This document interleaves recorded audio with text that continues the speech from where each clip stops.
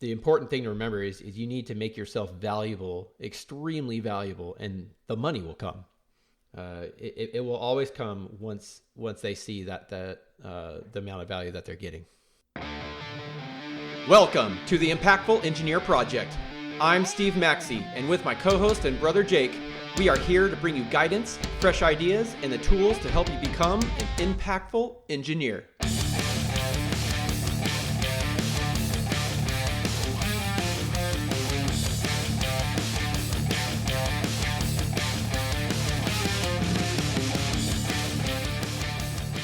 Hey guys, welcome back to Impactful Engineer Project. This is Steve, and I'm here with my brother Jake. Today, this is episode 2. We are going to be talking about you just graduating with your engineering degree. Now what? And then followed with some interviewing topics. So yeah, now what? You're a senior engineering graduate, and you need to go out and get a job. So if you listen to episode 1, we talked about networking, reaching out to friends that are a little bit older than you that already graduated or other contacts, and talking about investigating other companies out there and their cultures and kind of seeing what the best fit is for you. So hopefully you did that and you've kind of gotten a landscape local to you, or, you know, if you don't care about moving all across the country or world for that matter. And you have some target companies and they're hiring. That's obviously the important part. So how important is salary? That's a big question. Most people want to get a job that's paying, $250,000 a year right out of school. That's not going to happen. Sorry. You're going to be making dirt, especially if you're a mechanical engineer. For whatever reason, mechanicals are always paid dirt compared to the rest of the engineers, even though it's one of the harder engineering degrees. Anyways. Well, I got fucking gypped then because I started super low. I don't even want to tell you what it was. Yeah. I'm not even gonna say it. Yeah, exactly. Hey, I actually got offered Maybe I will. My very first offer out of school, legitimate, was $37,000 a year. And they were like, oh yeah, and you have to work 50 hours a week. And I was like, wait a second. That's literally below minimum wage. So I told them no, and I moved on. I don't remember that. I don't remember that, Steve. But yeah. It was, I think when I took my job, it was probably somewhere around there. Yeah. I won't say who it was, but it was a certain rural company that made children's playground equipment. And I'll leave it at that. You guys suck. Anyways, yeah, so salary is important to a point. But the more important thing is finding the right company where there's future growth, where they kind of fit the same core values that you aspire to, and you're going to have fun. I mean, obviously, work isn't all about fun, but you have to have fun working a lot of the time. Otherwise, you're just going to hate your life, and that's not fun. So you always want to kind of weigh it back and forth and realize, like, hey, I can. A lot of people say sacrifice, but I like to say invest in the opportunity of getting a better job and maybe taking a little bit less money for the skill set that you'll learn, the opportunities it will kind of open up, especially if it's a job that has a lot of networking potential. You meet a lot of industry contacts in an industry that you like to do. And that just opens up a world of opportunities to move to other companies that do pay much, much more, especially when they know that you've worked through that adversity and kind of paid your dues in retrospect. So that's kind of my take on salary. What do you think, Jake?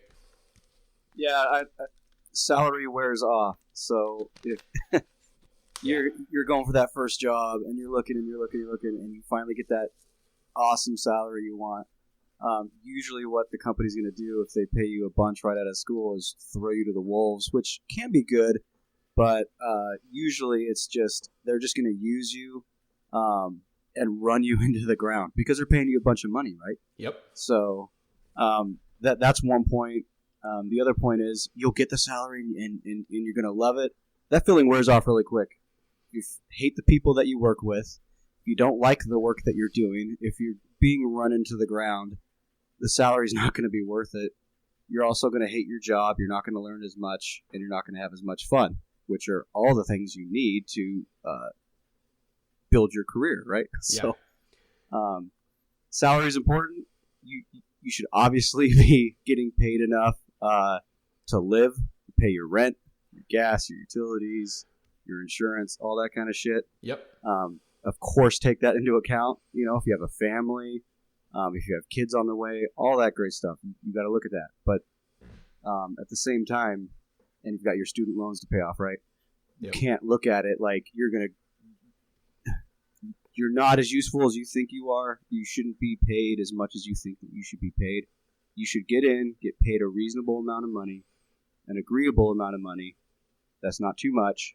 And start working and start learning and start becoming valuable. And if the company that you chose, you took your time, and you know yourself and you know the company that hired you, I can almost guarantee you they're going to recognize your talent once you put the work in, and you're going to quickly move up. Yep. Yeah, exactly. So it's all about the value, not the actual salary number. You know, it's the value of the company you're going to, what you can kind of experience there, what you can learn there, the network you can build, and that's what you're going to be looking for when you're looking for a job. It's finding the right company culture, finding the right opportunities to build your own skill and knowledge base, and then make a reasonable salary, of course. But the important thing to remember is you need to make yourself valuable, extremely valuable, and the money will come. It will always come once they see that the amount of value that they're getting. Right, and guess what? It won't come when you're focused on salary and pissed off about how much you're getting paid all the time. Yep. Stop worrying about it. Exactly. Yeah, because when you're sitting there disgruntled all the time, even though you're getting paid $100,000 out of school, which lately it's not too far off the reality, but when I got out of school, it was way out of there. You're not going to put forth all that extra effort to really make yourself known and valuable, and the company's just going to view you as another number. So don't focus on salary. Focus on finding the right company and the right fit for where you want to go. So that was our first little topic. The big one for this episode is interviewing, and it's one of my favorites, especially because I would say the last 4 months I've done 40 to 50 interviews. A lot of good candidates came through. A lot of not so good candidates, and it's not their fault. I think it's the universities do not prepare kids for interviewing whatsoever. They go over the technical writing of a resume, and they throw you through a speech class, and that's pretty much it.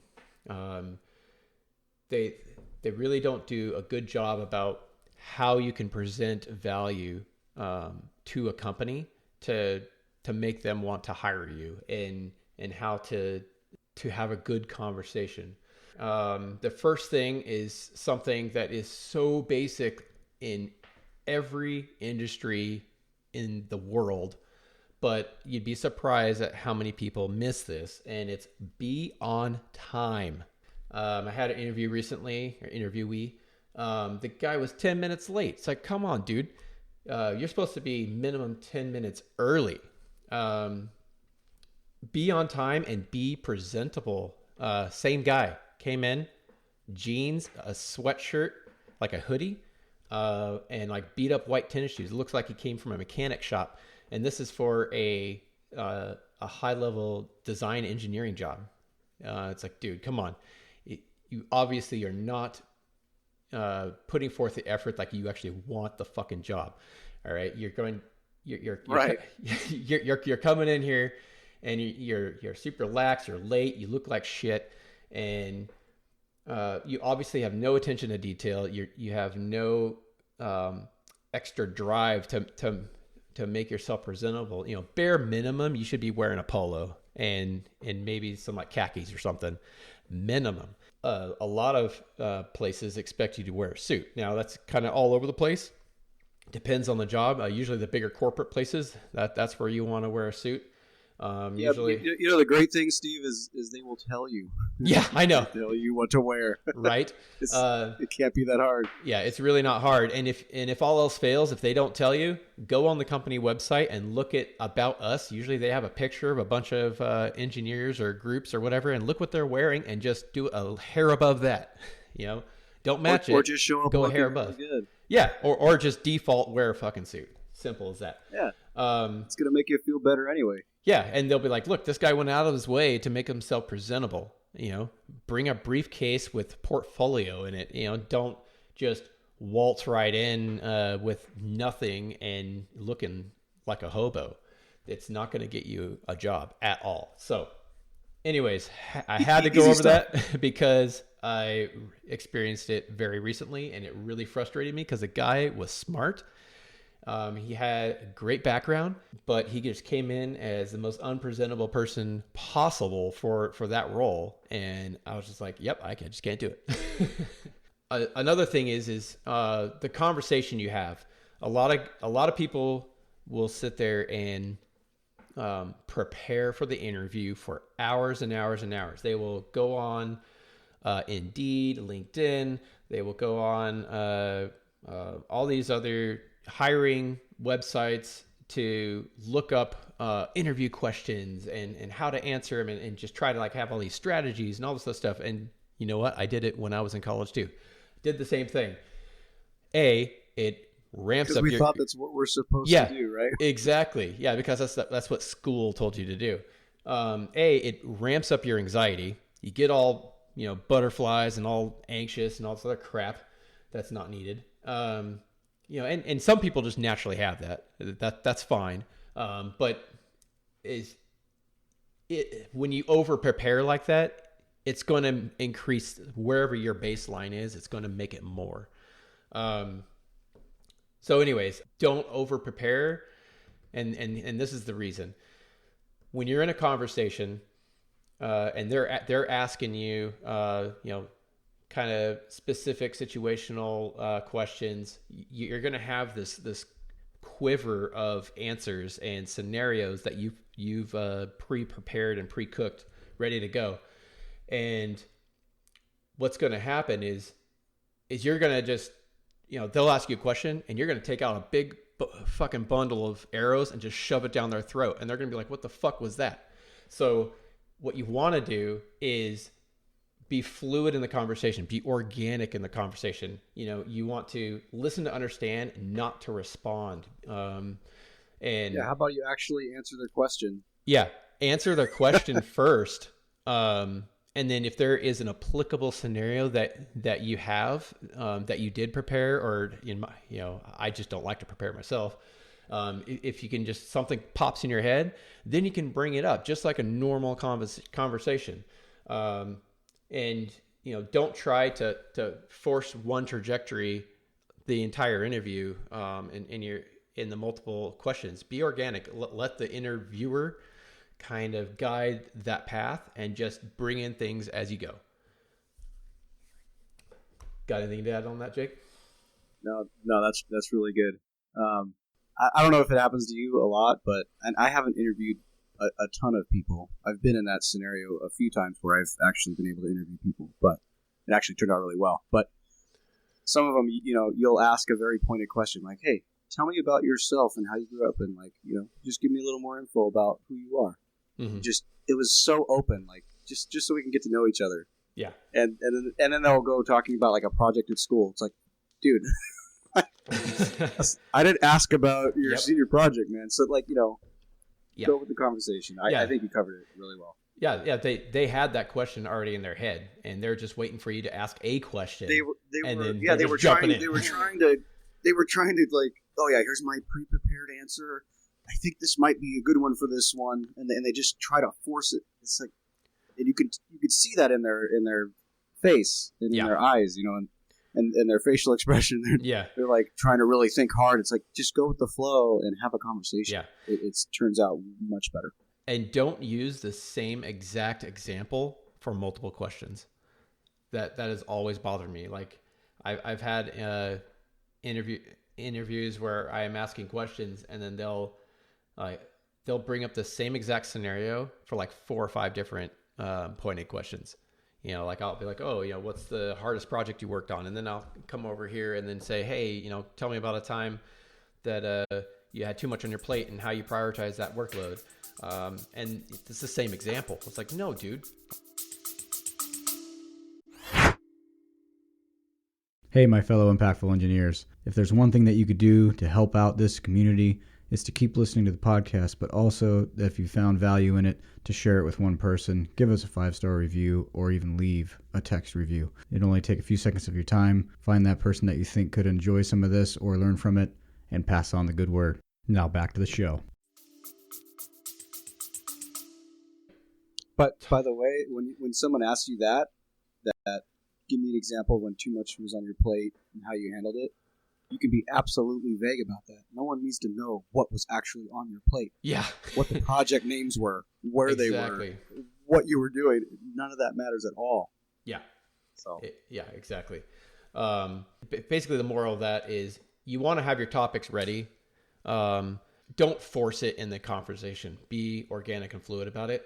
And honestly, like, have your topics ready in terms of you just kind of think about it naturally throughout the day. Don't sit there in a dark room late at night, the night before and try to over prepare for an interview.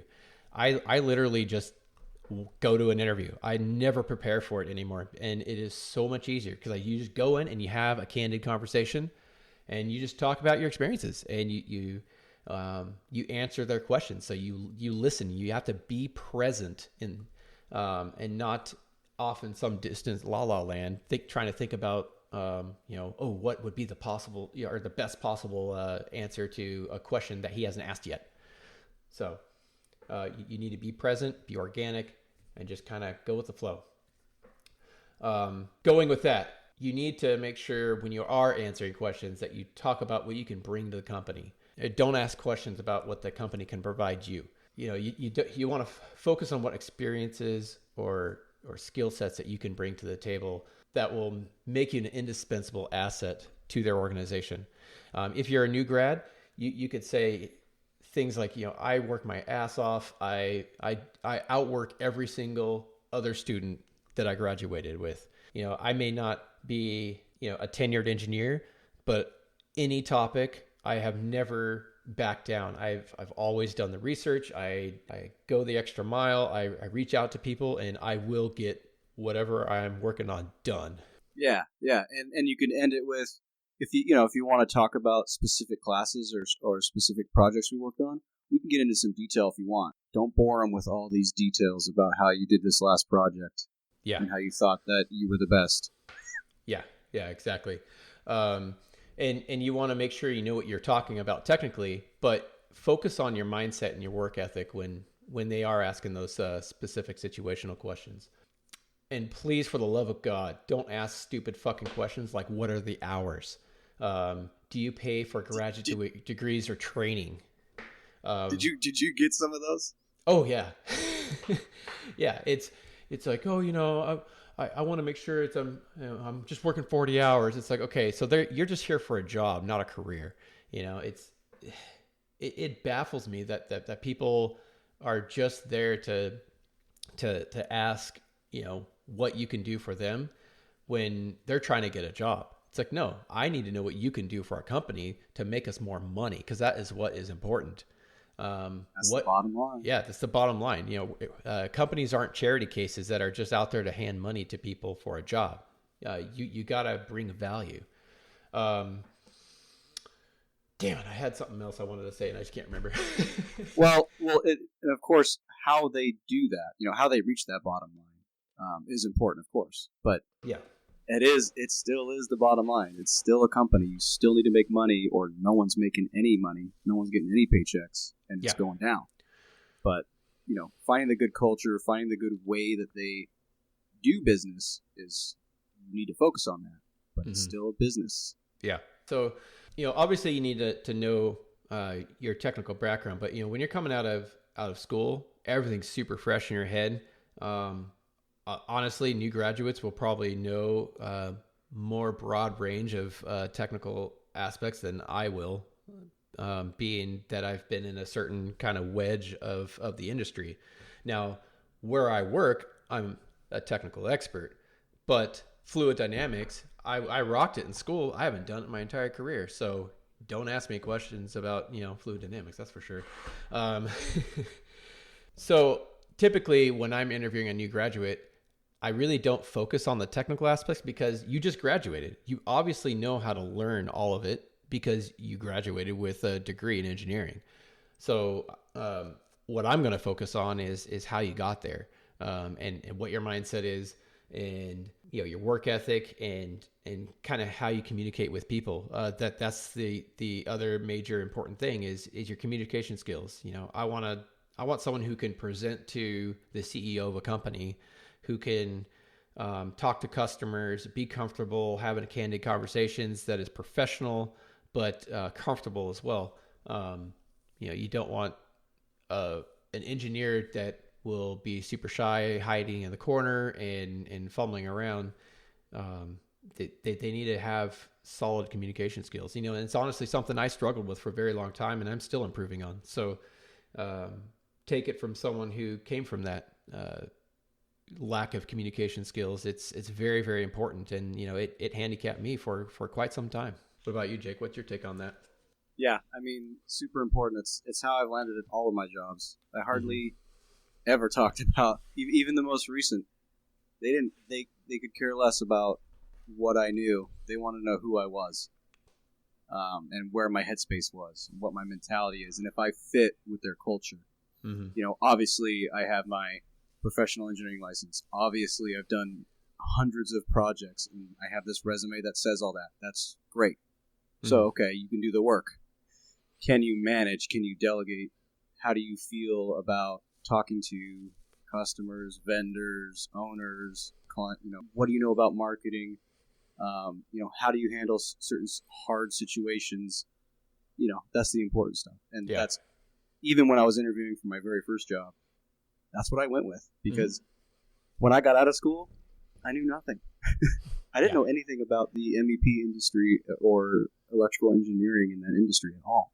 Yeah. I learned it all on the job, which is great. But I came in and I was very candid, and I talked about my soft skills, and I said I can handle anything with a smile. I love working in this, not working in the industry because I never have, but I like working. I like grinding. I like figuring things out. And just show them my communication skills, my interpersonal skills. Yeah. I even, I even gave them the line of, I couldn't design you a panel board right now, but I can make you. I could go in the kitchen. I can make you a hell of a pizza. Because that's what I did. I did pizzas for 10 years. I was in the. It was just fun. It's a good way to get through college, right? Yeah. Many other jobs along the way too, because I worked through college, and paid for everything. Yeah, and it got a great laugh, and it just broke down all the barriers, and it made it really clear that I was an actual human that could just blend in and do some work and take direction, give direction, be personable, and work well with everyone. Yeah. So, yeah, and just be honest and be truthful, like don't try to bullshit your way through answers. If you don't know something, be candid about it. Like, yeah, I don't have a good answer for that. But but here's how I would work it through. Exactly. Here's what I would think. Yeah. Here's how I would find out the answer. Exactly. And unless you're going in for a highly technical role where that's very super important, we're not talking about that. Yeah. That's a different story. Yeah. Okay. We're just trying to get you your first job. Right. So, so be honest, because trust me, we can see the bullshit. We know when someone doesn't know what they're talking about. Even if we don't know the topic very well, we can tell someone else who doesn't know it as well. Yep.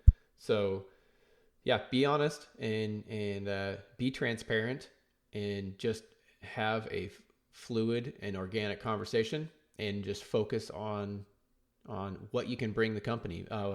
One of my favorite questions is, I always save it for the end because it always throws them off, is, why should we hire you? And that's all I say. And then I don't follow up with anything. Just, why should we hire you? And it puts them on the spot, and it's super open-ended. And let me tell you, it really makes or breaks the interview. And when you have a good, solid candidate when they just lay into what they can bring to the company. And I've had super experienced engineers that fail that question miserably.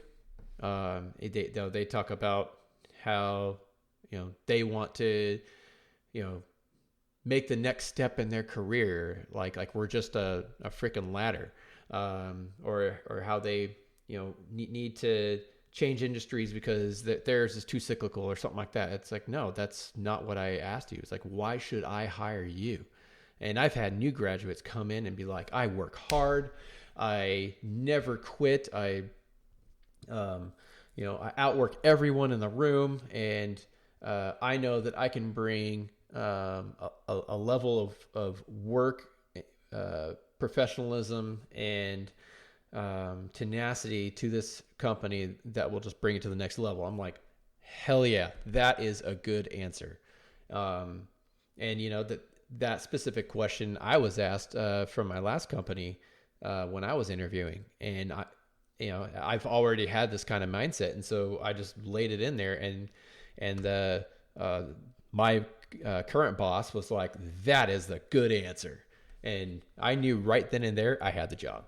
So that be prepared for that kind of answer or question, and even if they don't ask it specifically, because it's not all that common, honestly, but you can weave those kinds of mindset answers into almost any other question.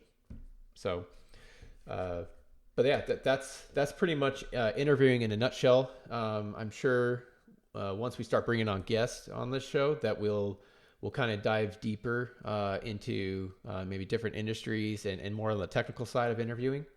But yeah, that's all I have. Do you want to add anything, Jake? Do you have any specific advice on how to end an interview? I mean, there's that last question, and you're kind of sitting there and nobody really has anything else. Do you have anything that kind of closes it up? Yeah. Maybe I would say one of the most consistent things that happens at the end of an interview is when the interviewer asks the interviewee, do you have any questions? And that's probably where you do want to do your homework and prepare, is have solid questions, and never ask the questions that I talked about earlier of, what are the hours, what can you do for me, all that kind of stuff. But ask about the company culture. This is your opportunity to interview the company. So ask about the culture. One of my favorite questions to ask a company is, what separates someone who is good at this position from someone who is great? And that is like a fantastic question to ask. And I ask it every time I have an interview. I've never been asked it in an interview. So it will really separate yourself from other candidates, because they're like, oh, okay, this guy wants to kick ass. So, and we'll do whatever it takes. So make sure you interview the company for what you're looking for, and use your own questions to set the stage to show your own excellence. Should someone ask something like, what's a typical day like? Yeah. In the office? Yeah. What's a typical day is pretty standard though. So it's a good question. That's not a standout question. It's just good research, but it's not. Yeah. Okay. 100%. It's a good one if I like those questions when there's time to fill. So have it there because it is of interest, but it's just so standard. I get asked that question probably, 7 out of 10 interviewees ask that question. So it's really common. It doesn't really stand out. So I'm not saying only look for the questions that do stand out, but you need to have at least one or two. And then all the other ones are kind of time fills. Some interviews that I have, I only give the candidate like 5 minutes to ask questions just because, it was a good conversation. We're really into it. And you just have to be cognizant of the time and how much time you have to ask and make sure you get the really good questions in. And then if you have 15 minutes, because that happens too, can, do the more generalized, what the typical day is, and other stuff like that. So I will say if you are given half of your interview to ask questions, it's not a good sign. So that's because the interviewer has lost interest already. So it is an opportunity for you to turn it around, but you better have some awesome questions and really be able to back up your answers. So just a little tip. Yeah, and if they've totally lost interest, and you can tell, you don't have to ask a question. You can give a closing. Just so you can wrap up. Yep. I always like to fit in there that whether they've asked the question and it's a good place to insert, or if they haven't, and at the end you can say something like, I want to come in to the company, learn the systems you guys have, meet everyone, get comfortable, do a few jobs, and then I want to start working with you guys to improve the systems, and I'm always ready to go the extra mile, something like that. Come in, learn their systems, help them out, and if especially if they're super busy or they need someone to help them stabilize or just offload work, you can say that. Yeah, I'm here to take the work. I'm here to make it easier for you guys to do your job. That way, you can stop thinking about all the stuff that I should be doing for you. Stuff like that, and they'll appreciate that because it's really what they want. That's why they're hiring you, because they need someone to come in, fill the bottom, or in your case, or if you're a 5-year or a 10-year, they have different spots for you. Mm-hmm. But you're coming in, tell them how you will fill the role, and how you'll help them manage their workload, stabilize their workload, and then help them improve and drive the business in a good direction. Yes. They'll be impressed by that. Yeah, exactly. And even if the original interview kind of went sour, but you follow up with stuff like that, I might turn it around. They will remember that end and probably forget a lot of the stuff before. Exactly. And something to consider is not all interviews are the same, because it's half the interview is the interviewee and the other half is the interviewer. You could have a crappy interviewer. So if you kind of turn things around, like the interviewer is just asking terrible questions and they're just like, you could tell their mind isn't in it. They're off in la la land and thinking about something else, like a big project they're behind on. You can kind of really get their attention by, compelling stories of, past struggles you've gone through and how you turned around for those into successes, and other examples, and really make it into a good interview yourself. And so that's something to think about as well, is just because it's a bad interview doesn't mean it's just because of you or it's because of you at all. It could be the other side.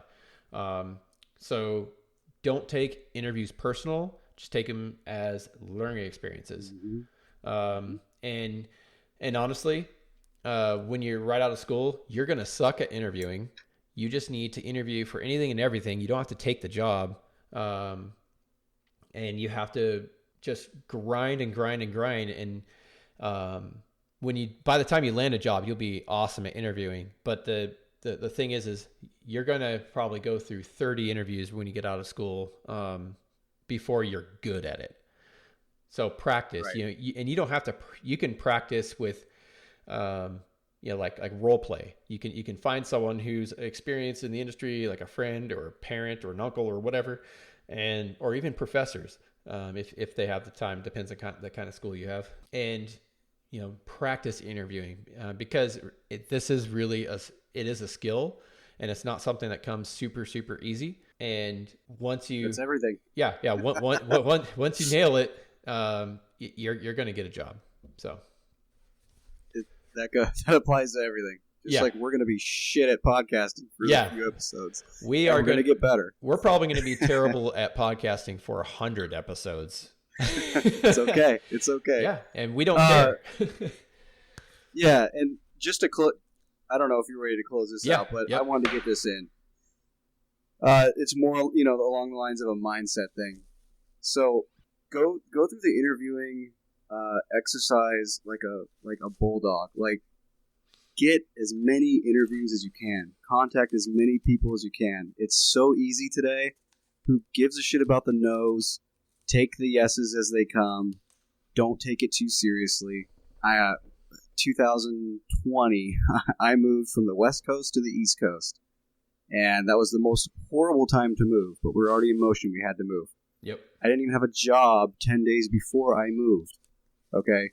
I had 40 companies on my Excel spreadsheet. Yes, I kept an Excel spreadsheet. Okay. Engineer. Who I talked to. I know.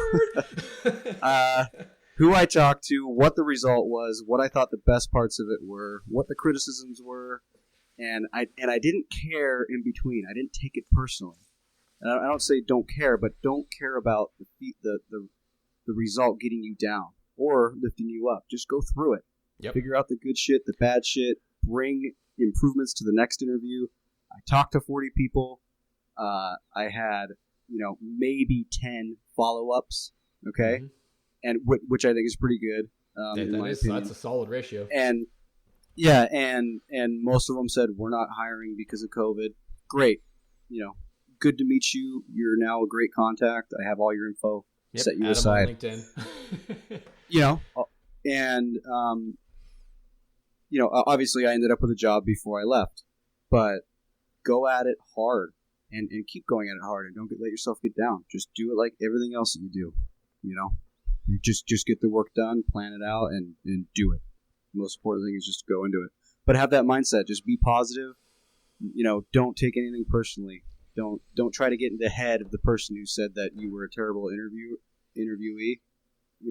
Basically, the mindset I have, it's not like mean or anything, but it's like, fuck them. Who cares? I'm sure that they're not the best interviewer. Yeah, I'm sure that they've had shitty interviews. Like, don't let. I've had shitty interviews. If that's if that's a problem for you, I'm just saying, like, work on that. Work on letting that shit go. Yep. Because it's never going to help you anyway. Yeah. Because it early on in my life, it was a problem for me, and it helped me so much when I flicked that switch and just said, "We're all humans. Fuck it. Who cares? Do our best and just do it. Just go and do. Just keep going."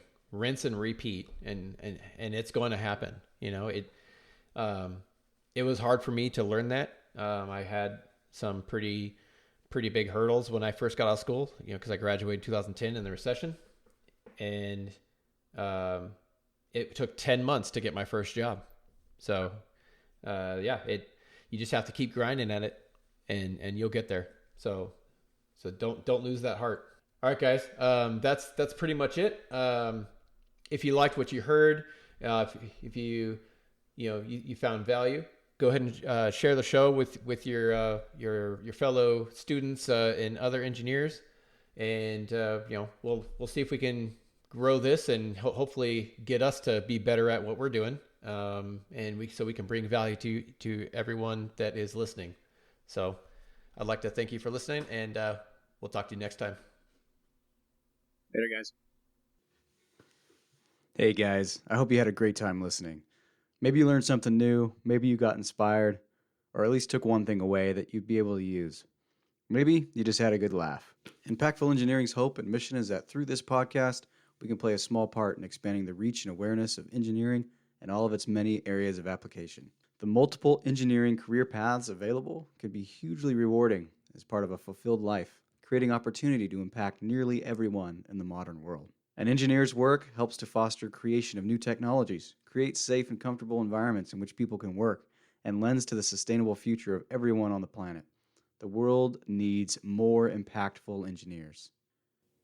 Our vision is to provide engineers with the perspective and the tools to allow themselves the opportunity to become the most impactful engineers they can be. Included in our vision is to grow the impactful engineering community to a point where we can provide full ride scholarships to students in every single U.S. state every single year. This is an enormous goal, and with your help, we can get there. To start, we will continue to execute this mission in the way that we know how, having conversations, telling stories, and talking about what we find interesting and are passionate about. If the episode made you think, made you object, made you think you could possibly be doing something more with your day, or brought about an idea that you could spend more time on developing further, please share the show or recommend it to your friends. Even if you didn't personally think it was a huge help, there may be someone that you know that could benefit from it, and that's all we can ask for. Until next time on the Impactful Engineer Podcast.